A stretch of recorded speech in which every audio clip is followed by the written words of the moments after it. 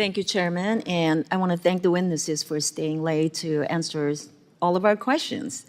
I recently came back from a CODEL to Taiwan, and in all of our engagements, there was a constant theme of the Chinese Communist Party ramping up pressure on Taiwan's bilateral partners throughout the region and throughout the world into switching their diplomatic recognition to the CCP.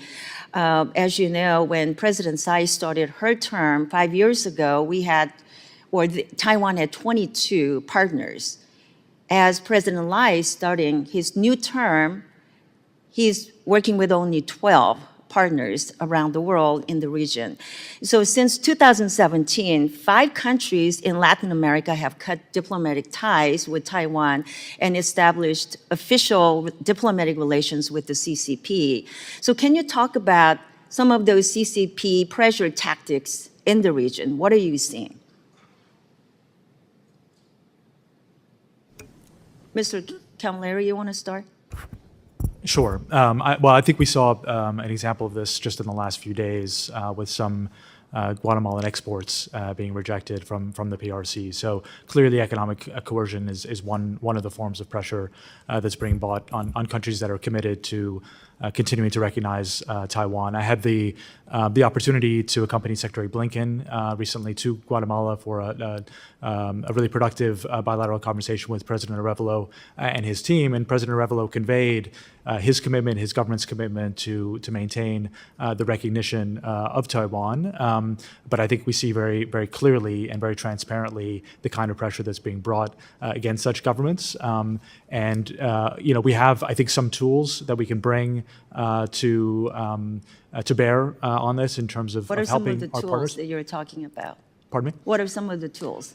So I think just to name a couple, certainly in the procurement space where we've seen PRC very focused on major infrastructure, for example, often using corruption, often not respecting local environmental and labor standards, oftentimes with pretty shoddy results in terms of the infrastructure that's built. Bringing awareness to what that track record looks like, building international standards into procurement processes. We've done this very successfully in the Dominican Republic, for example, in the Port of Manzanillo, by working with the Army Corps of Engineers to build those international standards into procurement processes so that U.S. consortia were able to win contracts where PRC companies had been well placed to do so. That's one of the ways in which we can build up both awareness and provide alternatives to countries that want to partner with us as the preferred partner, but we need to put those alternative options on the table for them. Our words needs to follow with our actions too, so thank you for that. I also want to ask about the CCP, which is making large-scale investments in cultural programming throughout the hemispheres. For example, there are over 40 CCP Confucius Institutes throughout Latin America. And CCP and Latin American universities are participating in joint research and exchange programs. So can you talk about USAID's work and programming to counter such soft power influence in the region?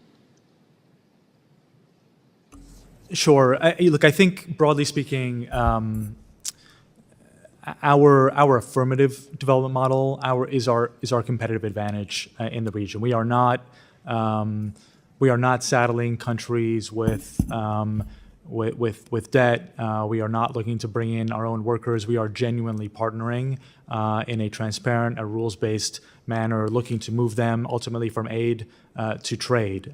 We want our partners to prosper. We don't want them to be beholden to us and saddled with predatory lending. Let me ask one question to Assistant Secretary Robinson, because we know that CCP plays a major role in the global fentanyl supply chain, and Chinese brokers intentionally sell precursor chemicals to Mexican cartels who then produce and smuggle fentanyl into the United States. So can you talk about how State Department is engaging our allies and partners in the region to ensure they take CCP drug trafficking very seriously?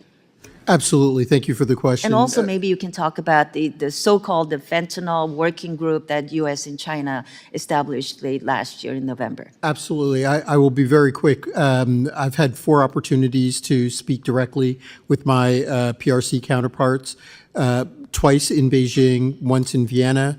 The Global Coalition Against Synthetic Drugs is our broader effort to engage with countries around the world on this issue. Over 150 countries, over 15 international organizations involved. Gentlewoman's time has expired. Please, if you'd like to finish your answer in writing, that would be helpful to the gentlewoman from California.